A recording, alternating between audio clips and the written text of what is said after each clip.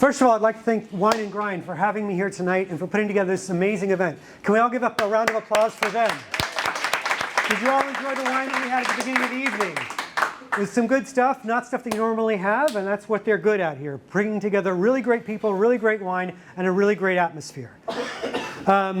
So Nomadigo, we're a marketing agency that specializes in video production to help startups raise capital and to sell products. We've helped companies raise and sell $228 million so far. So if you want to make some money for your company or you want to become more successful at raising capital, reach out to us. We'd be happy to help you afterwards.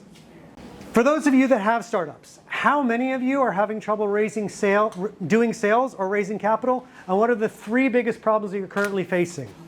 Let me hear it. Getting market. Getting market share? Getting attention, in other words, right? Yeah. Okay. What else? Traffic. Getting the relevant content. Getting the relevant contacts. Okay. Traffic. Getting traffic. Getting attention. Okay. So we got 2 things. Do we have problems in closing sales? Is that an issue? Getting someone to close the deal at the end of the day? Right, yeah. Yes? Good. Yes? So those are the things that we're going to be focusing on here. We're going to be talking about the areas where video can help, where video helps, but more importantly, what AI can help in your video production and what AI will actually do damage in your video production. Because that's what's important. We want to use the tools, we want to become more efficient, we want to become more successful. But when we talk about AI, we've talked about fear here, we've talked about the problems that AI has. Okay, we also need to look at what AI can do and how it can be beneficial. When we make our first impression, we need to put our best foot forward, right? When you walk into the room, you want people to take notice and realize who you are. You want the attention to be focused on you in a positive way, not in a negative way. We also have issues with budget, right? Every startup struggles with money. Right? So what do we spend our money on? What do we put our attention on? What's going to give us the biggest return on investment? These are the things that are key for us when we're looking how to run our company and how to become successful. And sometimes these 2 items are diametrically opposed to one another. How much money am I going to spend and yet still make the best first impression? And so AI has certain things that it's really good at today. I'm not talking about the future. In the future, you may be right. It may kill all of us, but hopefully it won't.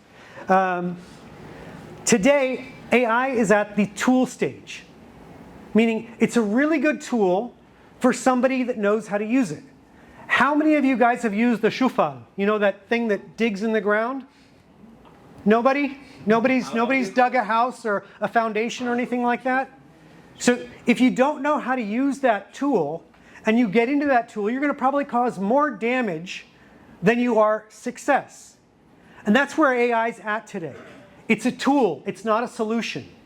Most of us who want to go in and write a prompt, we can't do what these guys talked about, around 4,000 prompts. Be like, 4,000 prompts? I don't even know how to begin to write 4,000 prompts. Other people are talking about how to put prompts into a system and how that's going to help us use the system to actually create more content. How the hell are we supposed to do that? We don't even know how to write a prompt ourselves. AI is a tool today. It's not a solution. And as a result, there's a learning curve for most of us.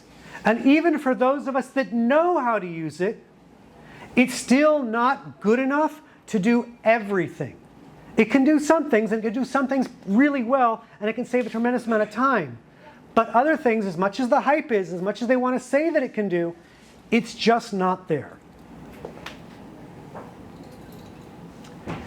And so I brought a few tools to the table that are pretty interesting and pretty cool. How many of you guys here have heard of Runway? Okay, so Runway's really cool, right? It can do some really unique things, but it's not perfect. And when you try to go into Runway and you try to use it to actually create a video, a full video, it falls really, really, really short. That's not to say that it won't get better, and that's not to say that it's not going to improve, and in a few years, it actually might be able to do what it's promised. But today, it's not there. Okay, some of the things that do work really well, have you guys heard of Peach or Captions AI? Being able to take and add captions to your video automatically. How many of you guys have ever edited a video? Okay, a lot more people have done that. You want to write those captions so people who are at work and watching videos at work and don't want to listen to the sound because God forbid anyone else hears what they're actually learning about instead of doing their work, right? You want those captions so you capture people's attention when they're watching a video and they can understand, oh, boom, this is really cool. These tools, Peach, Captions AI, a lot of other tools, can actually put the captions in, can actually help you get a video out quickly, and it does it really, really well. Do you have to check the captions? Make sure there's no spelling mistakes? Make sure there's no words that are misheard by the system? Of course. But does it work well? Absolutely. Resizing. Right now we're shooting content at 16:9 widescreen, right? But we want to now turn it and put it on Instagram. Well, if I got to get an editor to do it, that's a pain in the ass. Well, guess what? There's tools like Munch and Repurpose.io. Boom, do it like that. And it does a great job. It'll even follow you as you walk back and forth across the screen. It actually can identify where a person is. And if you've got multiple people sitting and speaking, guess what? It'll switch between the speakers. We can identify the source of the sound. If you think of what that means in terms of capabilities of what AI is doing today, that's fantastic. That's incredible. Music. How many guys have heard of Suno? Remusic, right? I mean, I heard this the first time and my mind was blown. I gave a little speech. I put this thing up against it. Boom, it gave me an entire track measured to the intonation and the style and the speed at which I was speaking. And it turned this thing that would have been virtually impossible for me to do otherwise. Boom, it just did it like that. And my mind was blown. Because if I wanted to pay somebody to do that, it would have probably cost me about 10,000 shekels for somebody to go in and create a soundtrack that matched how I was speaking, my tone of voice, my speed, my cadence, and everything else. And boom, just like that, it was done. Audio enhancements, 24 AI. All right, you want to clean up a soundtrack, there's noise, there's background noise, there's glasses clinking, there's people talking, and I want to focus on my speaker. Boom, I can sync these things out, and I've got it. Language dubbing, right? I want to speak French. Not like some people here who can speak multiple languages. I don't speak French. Boom, I can take my video and I can turn it so that we speak other languages. We saw that earlier today. It was quite impressive.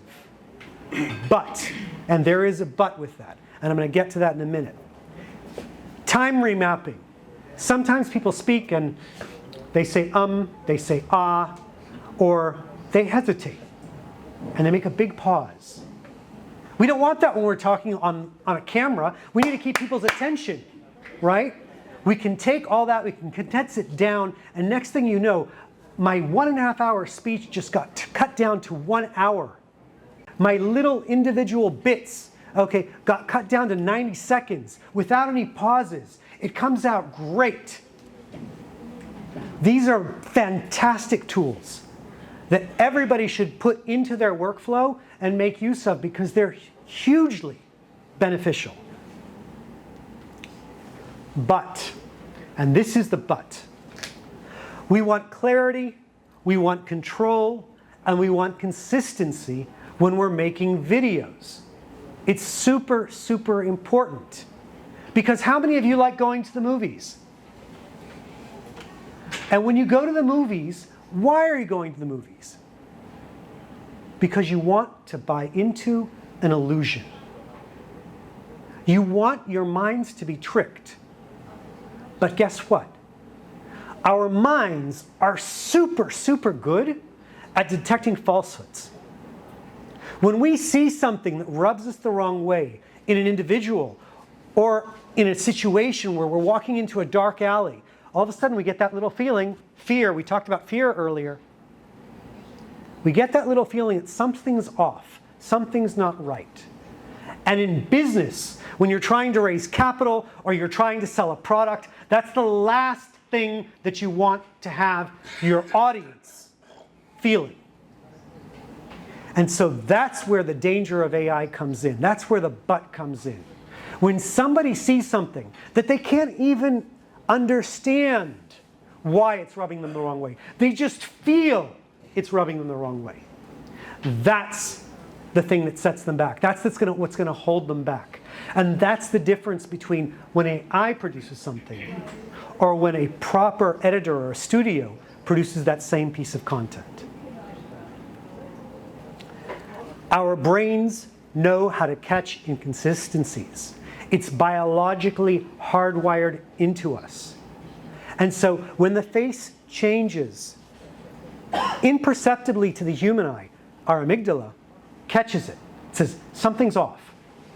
When the background shifts or when something appears that wasn't there before, we don't sense it, but our minds do, our subconscious does, and something says, something's off. It doesn't quite fit. It's not quite right. And that's the type of thing which pushes people away. Just like when you walk into an investor meeting and the investor looks at you and he says, he's not prepared. When he has that feeling, nothing else is going to change it. From that point forward, you've lost that investor, but more importantly, you've probably lost their friends. And so you better prepare and make sure that everything you've got is all lined up. Your ducks in a row, the ducks that we passed out earlier this evening, they're all there. And so what's important in a video when you're trying to raise capital or sell funds is to create that emotional connection in a positive way so that the people who are watching it become attracted to you, so you can get their attention, so you can get their mind share, and they come to you and they say, that's the guy that I want to do business with. You want to reduce risk. You want to make people feel comfortable. You want to show proof. Instead of telling a story, we like to show it. Show, don't tell. I'm going to talk about that later. You want to maintain a relationship. Maybe they didn't buy the first time, but maybe the second time or the third time that you come to them, they see it and they say to themselves, you know what? All right, let's give him a chance. I see this guy serious. He's in the game, right? He stays with it. He doesn't walk away. And maybe the third time he hears a message, that particular message resonates with him. And finally, you need to create a sense of urgency, FOMO, fear of missing out. If we can create this sense of urgency, that's what causes people to pull out their checkbooks, to sign the credit card, or just to put in their details and make the initial call. People buy what they want, not what they need. They convince themselves that they need it, right? How many of you guys convince yourself that you need that new pair of shoes or that new car or that new iPhone every single year? Right? We all do it. So isn't it easier to talk about what people want and to refer to the emotions than trying to sell them on an additional little feature that they don't even realize that they need yet? And yet, most of the time when people are presenting their material or presenting their videos, that's what they're doing. Video, a good video, can help investors feel the want. That's why car companies, perfume companies, which is something that you can't, it's just scent, right? We don't have any way of visualizing scent. But they spend millions of dollars on creating a visual brand and a visual image to convince you that you want something that you can't even see. Smell. Huh? Yes, because you smell it. It's just a smell, it's ethereal. The idea is to create a future vision of what will be. Because at the end of the day, seeing is believing. And that's what we want to get across to people. So storytelling, we talked about ChatGPT and how it could write a book, which was fantastic. But if you notice what he said, he talked about the specific fact that he put in 4,000 prompts to get that book. Those ideas were his. He guided ChatGPT. ChatGPT didn't come up with the script. And as much as it's nice to just say, give me a script for this, it doesn't work. It can come up with great ideas. It can come up with lots of unique angles. But you need to sit down and process those angles to turn them into something that's actually usable and that's actually going to be valuable for your audience. And if you don't do that, it's really not worth much. Video editing. I see every day, I see ads because I'm in that business. Video ads are targeting me for tools for video editing. And every time I see a new one, I'm like, oh, maybe this is going to do it, right? Maybe this is going to solve the problem. They still can't handle it, right? It's really good for things like transitions. You want to do a really cool transition or something like that. You want to make the music better. You want to make an overlay or things of that nature. Music, these are things that it can work well at. But it's still not good enough to take a video and just boom, put it in a template and make it work. If you shot it according to the template beforehand and you knew that was your template, maybe it would. But under most circumstances, it's not good enough. I'm going to skip this because we don't really have time. I'm just going to show you real quick one of them. He uses AI here for elements of the video. Okay, very specific things, but in general, this is still shot by a human. Okay, even though he's using AI as an overlay. Talking head videos. We talked about avatars earlier. Okay, it made my skin crawl because at the end of the day, our minds and our eyes tell us when something is an AI avatar. And you need to say to yourself, okay, when do avatars work? They work when fast is better than good. So if we need to explain something and we just want to make it, a little bit more interactive, great, avatars can work well. If we need to get somebody's information, an avatar can work well. But if you're trying to actually sell somebody on something, or you're trying to present something, we want the emotional feedback. We want the emotional input. We want to see the person's expression, because that's what we believe at the end of the day. And so avatars are limited, okay? And more importantly, you need B-roll. When you're telling a story, you want to cut away from a person who's talking and you want to show what it is they're talking about. And AI, even though there's so many tools out there today that say they can do that, at the end of the day, matching camera motion, matching color, matching backgrounds, matching all these different pieces together so that it comes into a cohesive thing, we're still not quite there. So in summary, when is it useful and when is it not? A hook to capture attention, to create a video that's going to capture people's attention? No. An explainer video that's important, that has a really strong message that you want to get across? No. A testimonial where you have a customer talking on your behalf, or a case study where you're taking an industry and you're presenting it properly? No. Illustrating concepts, like I've done through this entire video. Every image here has been generated by AI. Did it do a good job? Yeah. Yeah, pretty good, because they're just concepts, they're just ideas. Creating shorts out of longer clips, okay? Like what we're going to do after this. Absolutely. Boom, boom, boom. It can save hours and hours or days of editing time. Resizing images so they can fit different platforms.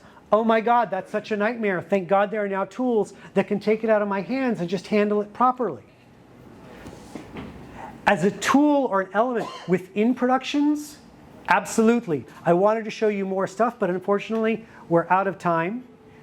So no matter who you guys are, the world is changing at an unprecedented pace, and everything that I said just now might be outdated in a year and a half or two. But if you guys are looking to raise capital or sell products, please contact us. We'd be happy to help. Thank you guys so much for your time, and thank you guys so much for Maya and guys for putting this together.